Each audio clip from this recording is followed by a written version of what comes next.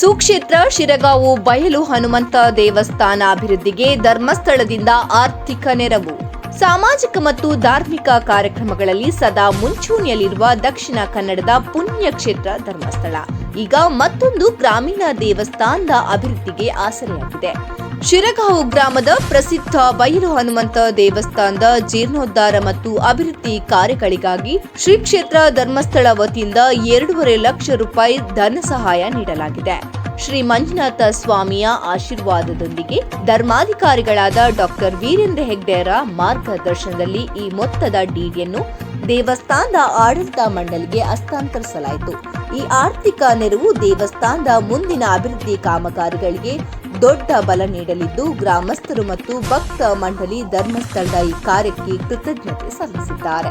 ದೇವಸ್ಥಾನಗಳ ಪುನರುತ್ಥಾನದ ಮೂಲಕ ಸಂಸ್ಕೃತಿ ಉಳಿಸುವ ಧರ್ಮಸ್ಥಳದ ಈ ನಡೆ ಎಲ್ಲೆಡೆ ಮೆಚ್ಚುಗೆಗೆ ಪಾತ್ರವಾಗಿದೆ.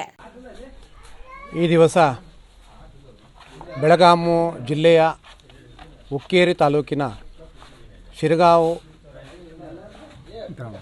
ಗ್ರಾಮದ ಬಯಲು ಹನುಮಾನ್ ದೇವಸ್ಥಾನದ ಜೀರ್ಣೋದ್ಧಾರಕ್ಕಾಗಿ ಶ್ರೀ ಕ್ಷೇತ್ರ ಧರ್ಮಸ್ಥಳದ ಧರ್ಮಾಧಿಕಾರಿಗಳಾದ ವೀರೇಂದ್ರ ಹೆಗ್ಗಡೆಯವರ ಒಂದು ದೇವಾಲಯದ ಮಂಜುನಾಥ ಸ್ವಾಮಿಯ ದೇವಾಲಯದ ವತಿಯಿಂದ ದೇವಸ್ಥಾನದ ಜೀರ್ಣೋದ್ಧಾರಕ್ಕೆ ಕಮಿಟಿಯವರು ಹೋಗಿ ಅವರು ವಿನಂತಿಸಿಕೊಂಡ ಒಂದು ವಿನಮ್ರವಾದ ವಿನಂತಿಯನ್ನು ಮಾಡಿಕೊಂಡ ಮೇರೆಗೆ ಪೂಜ್ಯ ವೀರೇಂದ್ರ ಹೆಗ್ಗಡೆಯವರು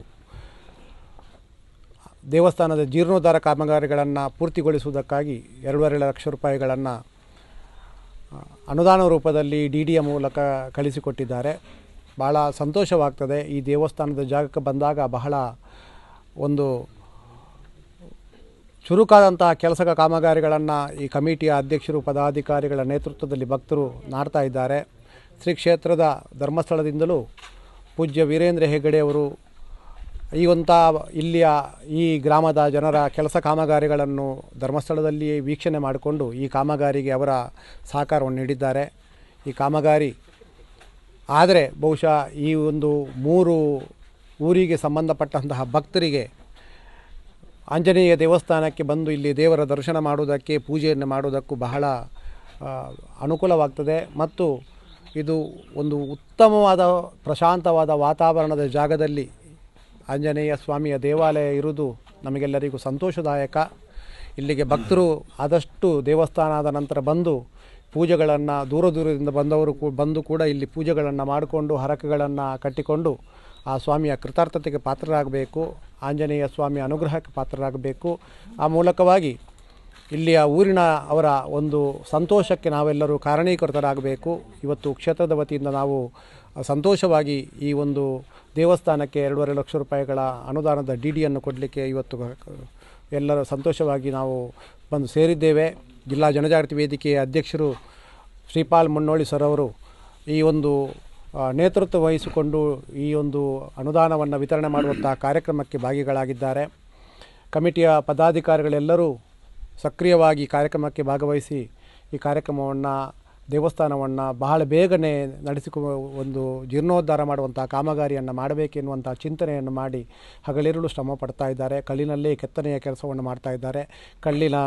ಅಲ್ಲೇ ಅನೇಕ ಕೆತ್ತನೆಗಳನ್ನು ಮೂರ್ತಿಗಳ ಆಕಾರವನ್ನು ಶ್ರೀರಾಮಚಂದ್ರನ ಆಕಾರವನ್ನು ಇಲ್ಲಿ ಮಾಡಿ ಬಹಳ ಚೆನ್ನಾಗಿರುವ ಒಂದು ಗುಡಿಯನ್ನು ಕಟ್ತಾ ಇದ್ದಾರೆ. ಎಲ್ಲರೂ ತಾವು ಬರ್ಬೋದು, ಈ ದೇವಸ್ಥಾನದ ವೀಕ್ಷಣೆಯನ್ನು ಮಾಡ್ಬೋದು, ದೇವಸ್ಥಾನದ ಕಾಮಗಾರಿಗಳನ್ನು ಕೂಡ ನೋಡ್ಬೋದು ಎನ್ನುವಂಥದ್ದನ್ನು ನಾನು ಹೇಳಿ ಈ ಸಮಿತಿಯ ಎಲ್ಲ ಪದಾಧಿಕಾರಿಗಳಿಗೆ ಧರ್ಮಸ್ಥಳದ ವತಿಯಿಂದ ನಾನು ಕೃತಜ್ಞತೆಯನ್ನು ಈ ಸಂದರ್ಭದಲ್ಲಿ ಸಲ್ಲಿಸಲಿಕ್ಕೆ ಇಷ್ಟಪಡ್ತಾ ಇದ್ದೇನೆ. ಸರ್, ಈ ಭಾಗದಾಗ ಮತ್ತು ಯಾವ ದೇವಸ್ಥಾನಗಳು ಇವತ್ತು ಈ ಭಾಗದೊಳಗೆ ನಾವು ದೇವಸ್ಥಾನಗಳಿಗೆ ಅಂತ ಹೇಳಿದರೆ ಕಾಕ್ತಿಯಲ್ಲಿ ಒಂದು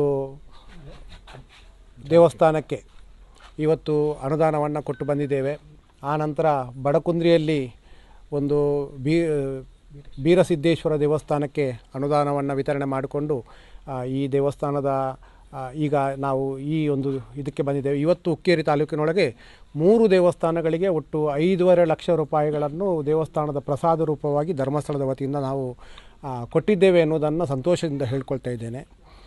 ನಮ್ಮ ಸಂಘಗಳಿದ್ದಾರೆ, ಸಂಘದ ಪಾಲುದಾರ ಬಂಧುಗಳಿದ್ದಾರೆ, ಅವರ ಒಂದು ಪಾಲುದಾರತ್ವದ ಹಿರಿತನದಲ್ಲಿ ಅವರು ಏನು ಪಾಲುದಾರತ್ವವನ್ನು ಪಡೆದಿದ್ದಾರೋ ಪೂಜ್ಯರ ಮೇಲೆ ಪ್ರೀತಿ ಇಟ್ಟುಕೊಂಡು ಆ ಕೆಲಸಗಳ ಅವರು ಯೋಜನೆಯೊಳಗೆ ಸೇರಿಕೊಂಡು ಪಾಲುದಾರರಾಗಿ ತಮ್ಮ ಒಂದು ಅಭಿವೃದ್ಧಿಯನ್ನು ಕಾಣ್ತಾ ಇದ್ದಾರೋ, ಪೂಜ್ಯರು ಕೂಡ ಅವರ ಮೇಲೆ ಪ್ರೀತಿ ಇಟ್ಟುಕೊಂಡು ಅಲ್ಲಲ್ಲಿ ದೇವಸ್ಥಾನಗಳಿಗೆ ಅನುದಾನವನ್ನು ಕೊಡುವಂತಹ ಒಂದು ವ್ಯವಸ್ಥೆಯನ್ನು ಮಾಡಿ ಅವರ ಧಾರ್ಮಿಕ ಭಾವನೆಗಳು ಚೆನ್ನಾಗಿ ಬೆಳೀಬೇಕೆನ್ನುವಂಥ ಕಾರ್ಯಕ್ರಮಕ್ಕೆ ಪೂಜ್ಯರ ಪ್ರೋತ್ಸಾಹ ಇದೆ. ಇನ್ನೂ ಕೂಡ ಒಂದು 3-4 ದೇವಸ್ಥಾನದವರು ಧರ್ಮಸ್ಥಳಕ್ಕೆ ಹೋಗಿದ್ದಾರೆ, ಡಿಡಿಗಳು ಬರಲಿಕ್ಕಿದೆ.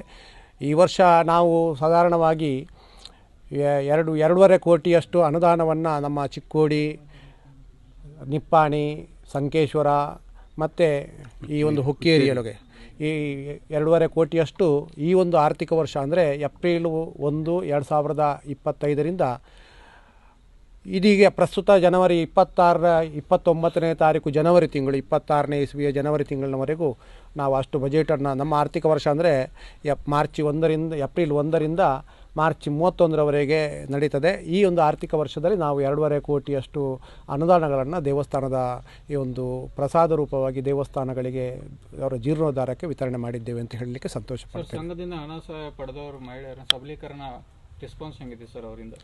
ಉತ್ತಮವಾದ ರೆಸ್ಪಾನ್ಸ್ ನಮ್ಮ ಸಂಘದ ಪಾಲುದಾರ ಬಂಧುಗಳು ಕೊಟ್ಟಿದ್ದಾರೆ. ಯಾಕಂದರೆ ಅದರಲ್ಲಿ 2011ರಿಂದ ಸದಸ್ಯತ್ವವನ್ನು ಪಡೆದ ಮೇಲೆ ಇದು ಒಂದು ಒಳ್ಳೆಯ ಕಾರ್ಯಕ್ರಮ, ನಮ್ಮ ಒಂದು ಕಾಲ ಮೇಲೆ ನಿಂತುಕೊಳ್ಳಲಿಕ್ಕೆ ನಮಗೆ ಒಳ್ಳೆಯ ಕಾರ್ಯಕ್ರಮ ಅಂತ ಅವರು ಅದನ್ನು ಅರಿತಿದ್ದಾರೆ. ಯಾಕಂತೇಳಿದರೆ ನಾವು ಯಾವುದೇ ರೀತಿಯಲ್ಲಿ ಅವರಿಗೆ ಕೇವಲ ನಮ್ಮ ಕಾರ್ಯಕರ್ತರು ಮಾರ್ಗದರ್ಶನವನ್ನು ಕೊಡಲಿಕ್ಕೆ ಇದ್ದಾರೆ ಬಿಟ್ಟರೆ ಅಲ್ಲಿ ಏನೋ ಅವರ ಇದರಲ್ಲಿ ಇಲ್ಲ. ಸಂಘದ ಸದಸ್ಯರುಗಳು ಅವರ ಒಂದು 10 ಮಂದಿ ಸೇರಿಕೊಂಡು ನಾವು ಮೊದಲೇ ಹೇಳಿದ್ದೇವೆ, 10 ಮನಸ್ಸುಗಳು ಒಂದಾಗಿ ಸೇರಿ ಆತ್ಮೀಯತೆಯಿಂದ ದುಡಿದಲ್ಲಿ ಅವರ ಅಭಿವೃದ್ಧಿ ಮಾಡಲಿಕ್ಕೆ ಸುಲಭ ಸಾಧ್ಯ ಅಂತ. ಸಂಘಟನೆಯೇ ಕಲಿಯುಗದೊಳಗೆ ಬಹಳ ದೊಡ್ಡ ಶಕ್ತಿ, ಹಾಗಾಗಿ ಸಂಘೇ ಶಕ್ತಿ ಕಲಿಯುಗದೊಳಗೆ ಅಂತ ಹೇಳಿದ್ದಾರೆ. ಹಾಗಾಗಿ 10 ಮಂದಿ 12 ಮಂದಿಯ ಸದಸ್ಯರನ್ನು ಸೇರಿಸಿಕೊಂಡು ನಾವು ಈ ಒಂದು ಸಂಘಟನೆ ಮಾಡಿದ್ದೇವೆ. ಒಳ್ಳೆಯ ರೆಸ್ಪಾನ್ಸ್ ನಮ್ಮ ಪಾಲುದಾರ ಬಂಧುಗಳಿಂದ ನಮಗೆ ಸಿಕ್ಕಿದೆ. ಒಂದು ಸಂತೋಷದ ಸಂಗತಿ ಅಂತ ಹೇಳಬೇಕಾಗ್ತದೆ. ಈ ಒಂದು ಹಳ್ಳಿಯಲ್ಲಿ ಕೂಡ ಏನು ಸಿರಗಾಂವ, ಮದಿಹಳ್ಳಿ, ನೀವು ಸುತ್ತಮುತ್ತಲಿನ ಹಳ್ಳಿಯಲ್ಲಿ ಬರ್ತಾವೆ, ಅಂಥ ಹಳ್ಳಿ ತಾವೆಲ್ಲ ಕೂಡ್ಕೊಂಡು ಒಂದು ಈ ದೇವಸ್ಥಾನದ ಜೀರ್ಣೋದ್ಧಾರ ಕೆಲಸವನ್ನು ಕೈಗೊಂಡಿದ್ದೀರಿ. ನಿಜವಾಗಿ ಶ್ಲಾಘನೀಯ ಕೆಲಸ ಮಾಡಕತ್ತಾರೆ ಅಂತ ಹೇಳಬೇಕಾಗ್ತದೆ. ಯಾಕಂದರೆ ನಾವು ಜೀವನದಾಗ ಎಷ್ಟೇ ಎತ್ತರಕ್ಕೆ ಮಟ್ಟಕ್ಕೆ ಬೆಳೆದರೂ ಕೂಡ ಒಂದು ನಮ್ಮ ಜೀವನದಲ್ಲಿ ಮಾನವೀಯ ಮೌಲ್ಯಗಳನ್ನು, ಮನುಷ್ಯತ್ವವನ್ನು, ಧರ್ಮದ ದಾರಿಯಲ್ಲಿ ನಡ್ಕೊಂಡು ಹೋದರೆ ಅದು ನಮ್ಮ ಜೀವನಕ್ಕೊಂದು ಬೆಲೆ ಇರ್ತದೆ. ಇಲ್ಲಾಂದರೆ ನಮ್ಮ ಜೀವನ ಶೂನ್ಯ ಅಂತ ಹೇಳಬೇಕಾಗ್ತದೆ. ಯಾಕಂದರೆ ಒಬ್ಬ ಜಾನಪದ ಕವಿ ಹೇಳ್ತಾನೆ, ಏನಾದರೂ ಆಗು ನೀ ಮೊದಲು ಮಾನವನಾಗು ಅಂತ.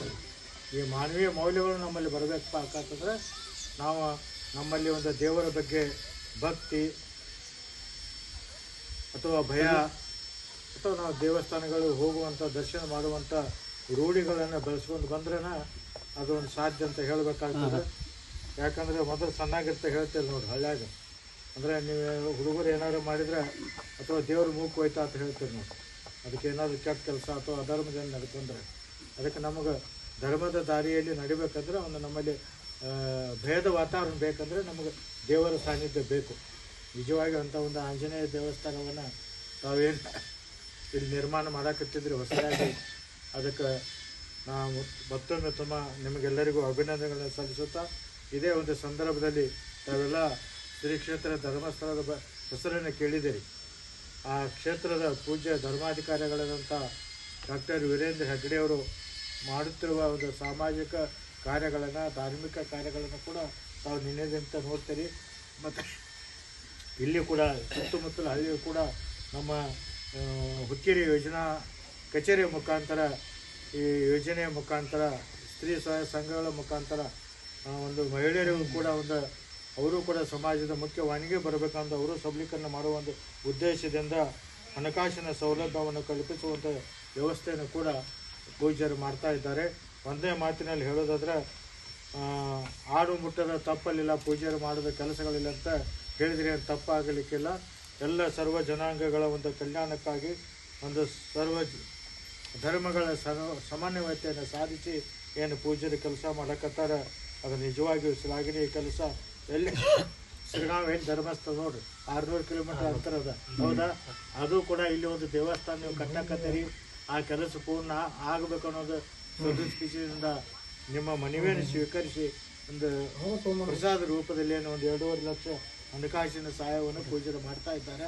ಅದಕ್ಕೆ ತಮ್ಮಲ್ಲಿ ಕಳಕಳಿ ವಿನಂತಿ ಮಾಡ್ಕೊಳ್ಳೋದು ಇಷ್ಟ, ಏನು ಪೂಜ್ಯರು ಕೆಲಸ ಮಾಡಕತ್ತಾರಲ್ಲ ಅವರ ಕೆಲಸಗಳಿಗೆ ನಾವು ಹೆಗಲು ಕೊಟ್ಟುಪ್ಪ ಅಂದರೆ ಅವರಿಗೊಂದು ನಿಜವಾದ ಅಭಿನಂದನೆಗಳನ್ನು ಕೃತಜ್ಞತೆಗಳನ್ನು ಸಲ್ಲಿಸಿದಂಗೆ ಆಗ್ತದೆ ಅಂತ ಈ ಸಂದರ್ಭದಲ್ಲಿ ನಿಮಗೆಲ್ಲರಿಗೂ ತಿಳಿಸ್ತೇನೆ.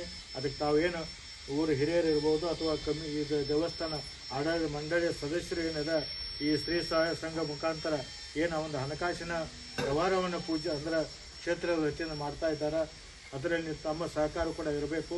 ಯಾಕಂದರೆ ಇಷ್ಟೇ ಉದ್ದೇಶ ಅವ್ರದ್ದು, ಮಹಿಳೆಯರು ಕೂಡ ಸಬಲೀಕರಣ ಆಗಬೇಕು, ಒಂದು ಒಟ್ಟು ಕುಟುಂಬ ಒಂದು ಆರ್ಥಿಕವಾಗಿ ಸಬಲೀಕರಣ ಆಗಬೇಕನ್ನೋ ಉದ್ದೇಶದಿಂದ ಒಂದು ಈ ವ್ಯವಸ್ಥೆಯನ್ನು ಮಾಡ್ತಾ ಇದ್ದಾರೆ. ಇಲ್ಲಿ ತಮಗೆಲ್ಲರಿಗೂ ಗೊತ್ತಿರಲಿ, ಯಾಕಂದರೆ ನೀವು ಊರು ಪ್ರಮುಖರಿದ್ದಾರೆ ನಾನು ಹೇಳಾಕತ್ತೀನಿ. ಇಲ್ಲಿ ಧರ್ಮಸ್ಥಳ ಪೂಜ್ಯರೇನು ರೊಕ್ಕ ಕೊಡಾಕತ್ತಿಲ್ಲ, ಹೆಗಡೆಯವ್ರದ್ದೇನು ರೊಕ್ಕ ಇಲ್ಲ, ಅದೇನು ಹಣಕಾಸಿನ ಸಹಾಯ ಬರ್ತದೆ, ಅದು ಸ್ತ್ರೀ ಸಹಾಯ ಸಂಘಗಳೇನು ಹಣಕಾಸಿನ ಸಹಾಯ ಬರ್ತದೆ, ರಾಷ್ಟ್ರೀಕೃತ ಬ್ಯಾಂಕ್ ಮುಖಾಂತರ ಅವ್ರಿಗೆ ಸಂಘಕ್ಕೆ ಜಮಾ ಆಗ್ತದೆ, ಸದಸ್ಯರಿಗೆ ಅದು ಹಣ ಹೋಗ್ತದೆ. ಇಲ್ಲಿ ಕ್ಷೇತ್ರದ ಪಾತ್ರ ಏನೂ ಇಲ್ಲ. ಪೂಜ್ಯರು ಅಂದರೆ ಕೆಲವೊಂದು ಮಂದಿ ಪೂಜ್ಯರು ಹಣ ಕೊಡತ್ತಾರ ಮಾಡಾಕತ್ತಾರ ಅಂತೇಳಿ ಕೆಲವೊಂದು ಮಂದಿ ಹೇಳ್ತಿರ್ತಾರೆ.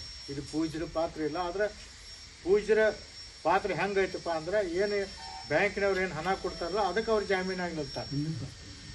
ಕೋಟಿ ಗಂಟ್ಲೆ ಟರ್ನ್ ಓವರ್ ಅದ, 25-100 ಕೋಟಿ ತನಕ ಅಂಥದಕ್ಕೆ ಪೂಜ್ಯರು ಏನಾದ್ರು ಇಡೀ ರಾಜ್ಯದಾಗ ಅಂಥದಕ್ಕೆ ಅವ್ರು ಗ್ಯಾರಂಟಿಯಾಗಿ ನಿಲ್ತಾರೆ. ತಾವೆಲ್ಲ ರೈತರು ಅದೇರಿ, ಒಂದು ಬ್ಯಾಂಕಿಗೆ ಹೋದ ಅಥವಾ ಒಂದು ಸಂಘಕ್ಕೆ ಹೋಗಿ ಸಾಲ ತೆಗಿಬೇಕಾದ್ರೆ ಎಷ್ಟು ಉತ್ತಾರ ಕೇಳ್ತಾರೆ, ಎಷ್ಟು ಜಾಮೀನು ಕೇಳ್ತಾರೆ, ಏನು ಮಾಡ್ತಾರೆ ಅನ್ನೋದು ನಿಮಗೆಲ್ಲ ಗೊತ್ತೈತಿ.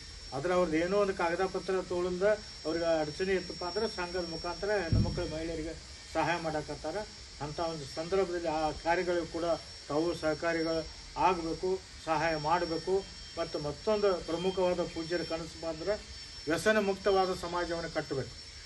ಅಂದರೆ ನಾವೇನು ಹಲವಾರು ಚಟಗಳು ಇವತ್ತು ಜನಾಂಗ ಆಗಲಿ ಜನ ಬಲಿ ಆಗ್ತಾ ಇದ್ದಾರೆ. ಕುಡಿತ ಚಟ ಇರ್ಬೋದು, ಮಾದಕ ವಸ್ತುಗಳ ಸೇವನೆ ಇರ್ಬೋದು, ಗುಟ್ಕಾ ಇರ್ಬೋದು, ಇತ್ಯಾದಿ ಹಲವಾರು ಚಟಗಳಿಗೆ ಸಮಾಜ ಬಲಿಯಾಗಿ ಇವತ್ತು ಆರ್ಥಿಕವಾಗಿ ಎಲ್ಲ ರೀತಿಯಿಂದ ಹಿಂದೆ ಹೋಗ್ತಾ ಇದೆ. ಆ ಒಂದು ವ್ಯಸನ ಮುಕ್ತವಾದ ಸಮಾಜವನ್ನು ನಿರ್ಮಾಣ ಮಾಡುವ ಒಂದು ಉದ್ದೇಶದ ಕೂಡ ಈ ನಮ್ಮ ಜನಜಾಗೃತಿ ವೇದಿಕೆ ಮುಖಾಂತರ ಹಲವಾರು ಮಧ್ಯವರ್ಜನ ಶಿಬಿರಗಳನ್ನು ಮಾಡ್ತಾ ಇರ್ತಾರೆ.